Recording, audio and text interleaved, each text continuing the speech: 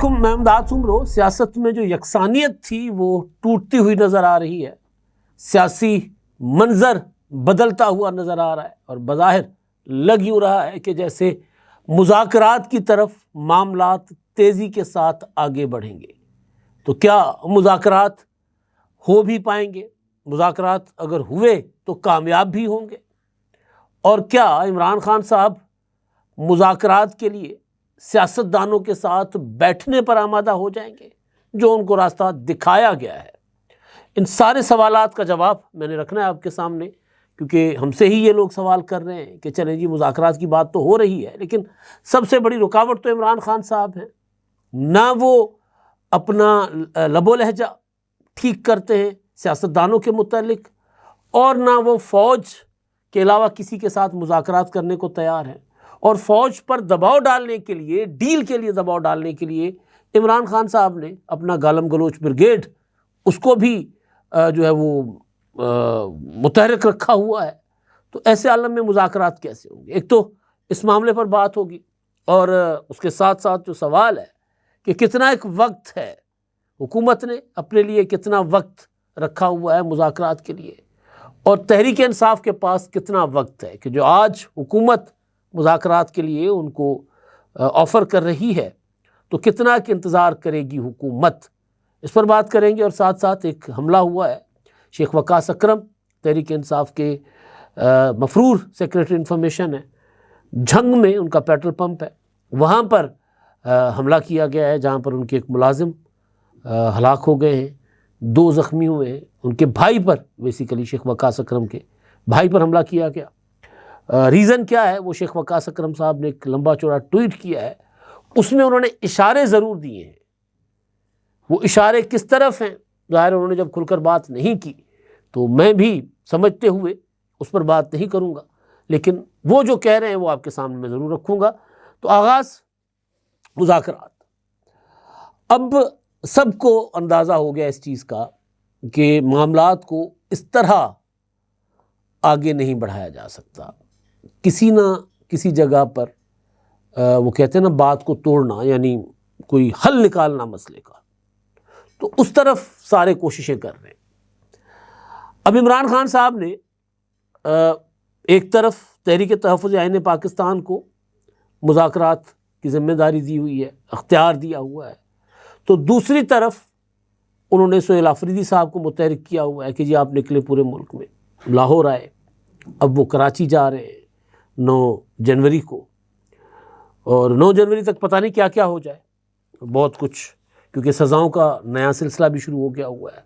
वो भी एक बड़ा पैगाम है, क्योंकि एक तो वो लोग जो पाकिस्तान के अंदर बैठे हुए थे उनको सज़ाएं हुई, अब वो लोग जो बाहर बैठे, जिसमें जिनको कल सज़ाएं हुई हैं 2-2 बार उम्र कैद, डिजिटल दहशतगर्द साबित हो गए वो एंकर्स साबिर शाकिर, शाहीन सहबाई, आदिल राजा। खैर आदिल राजा तो कोई एंकर नहीं है, मोहित पीरज़ादा, इसी तरह के लोगों को 2-2 बार उम्र कैद की सज़ा हुई 9 मई के हवाले से। तो एक अलग से पैगाम है कि जो सोशल मीडिया के ऊपर गालम गलोच, ट्रोलिंग, इल्ज़ाम तराशी की जाती है, उसका भी रास्ता तंग किया जाएगा और उनका भी घेराव तंग होगा, और वो चाहे जहाँ भी बैठे हों उनके ख़िलाफ़ फ़ैसले होंगे, उनके ख़िलाफ़ एक्शंस होंगे। अब बेशक रियासत पाकिस्तान उन मुजरमान को जिनको कल सज़ाएं हुई हैं, आदिल राजा को तो पहले भी हुई है, कोर्ट मार्शल हुआ है उनका, मोहित पीरज़ादा, साबिर शाकिर, वजाहत एहसान, शाहीन सहबाई, इनको बेशक पाकिस्तान वापस वो ना लाएं और उनका मेरा ख्याल इसमें दिलचस्पी भी नहीं होगी, लेकिन एक पैगाम बड़ा वाज़े कि सख्तियाँ जो हैं उनका एक नया मरहला शुरू हो गया हुआ है, या रियासत की रिट मनवाने के लिए अगला कदम रियासत ने उठा दिया। इससे पहले 9 मई के उन मुल्ज़िमान को सज़ाएं हुई जो पाकिस्तान में थे और किसी को गिरफ़्तार नहीं किया गया सिवाय सनम जावेद के।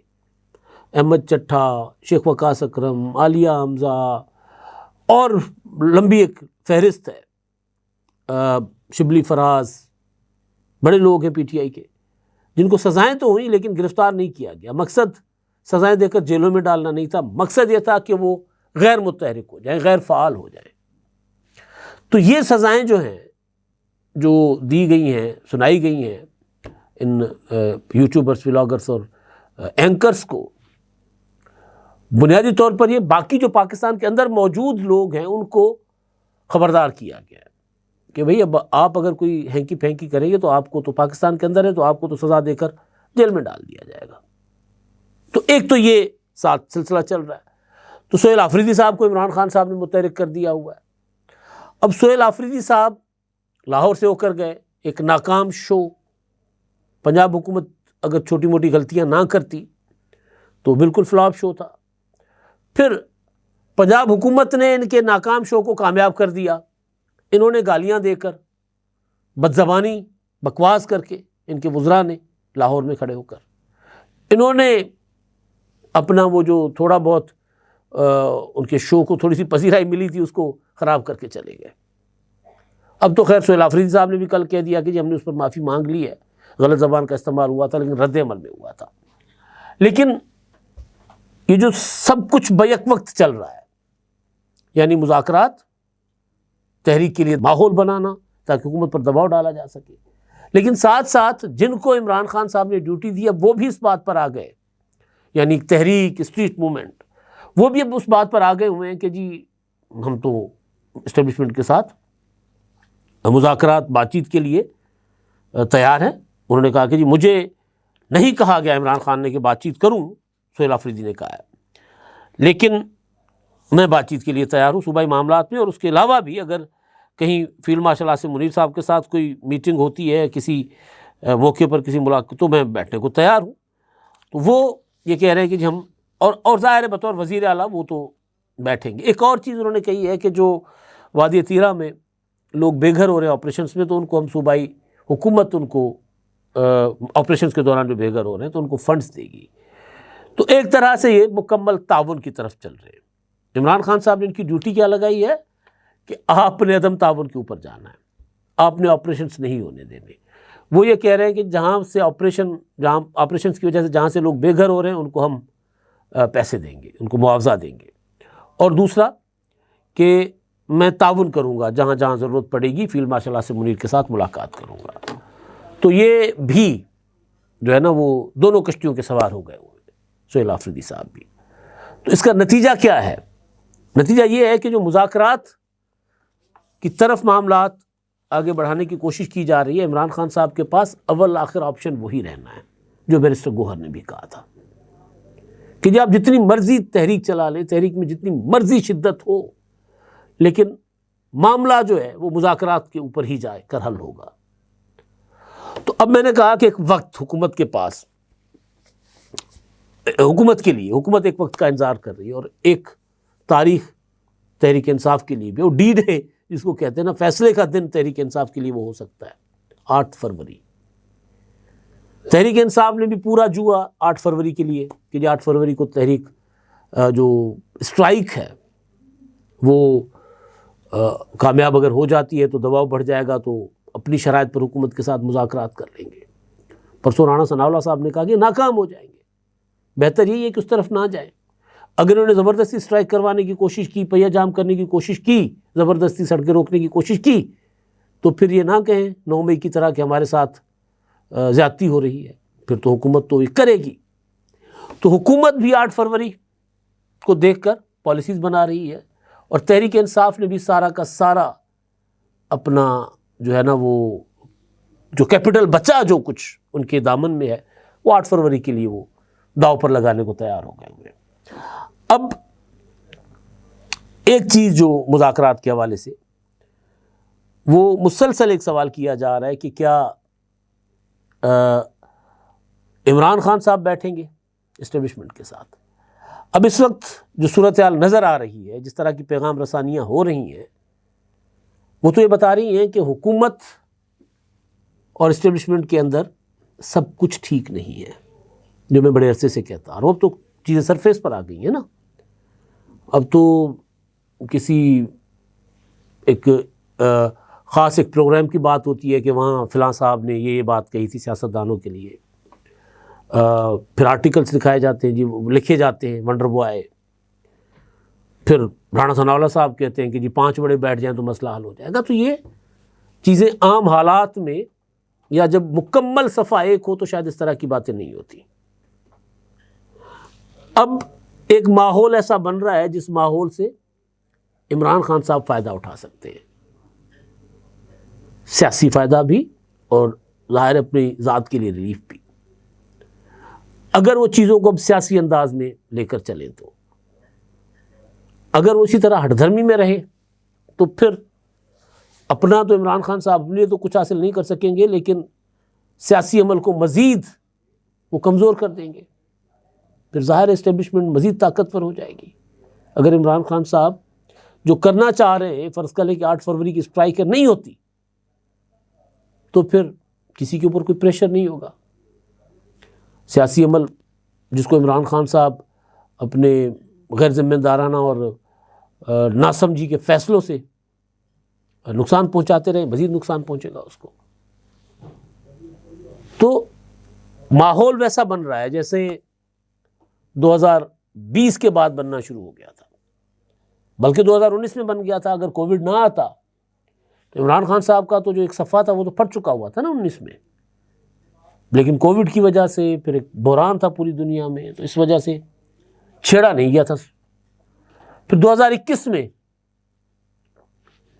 फैज़ हमीद के ट्रांसफ़र के मामले पर जो अंदर की लड़ाई थी वो खुलकर सामने आ गई थी कि DGISPR ने ट्वीट कर दिया था कि फैज़ हमीद को DGISI के ओहदे से हटाकर कोर कमांडर पेशावर मुकर्रर किया गया। इमरान खान ने कहा मैं नहीं मानूंगा। लड़ाई पड़ गई, 1 महीने तक वज़ीर आज़म हाउस और GHQ में तनाज़ा रहा इस मामले पर। तो जो घाघ सियासतदान थे ना, सदर जरदारी साहब, नवाज शरीफ, शहबाज शरीफ, वो तो बैठे हुए थे इस ताड़ में कि ये सफ़ा इधर उधर हो, इख्तलाफात हो, तो हम इमरान खान चंद वोटों की अक्सरियत से हुकूमत बना के बैठा है तो उसको तिलपट करें, उसको हुकूमत का फारिग करें। उन्होंने वही किया। अब इस तरह की सूरत हाल तो नहीं है 2021 वाली,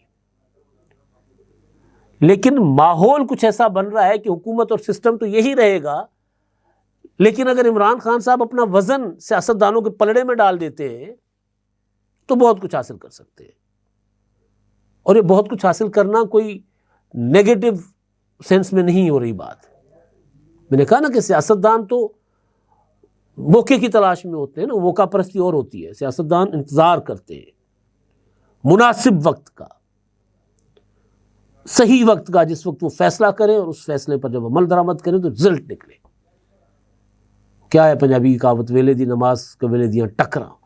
तहरीकें भी रोज़ रोज़ नहीं हुआ करती, मुज़ाकरात भी रोज़ रोज़ नहीं हुआ करते, और ऐसे मौके भी रोज़ रोज़ नहीं आया करते।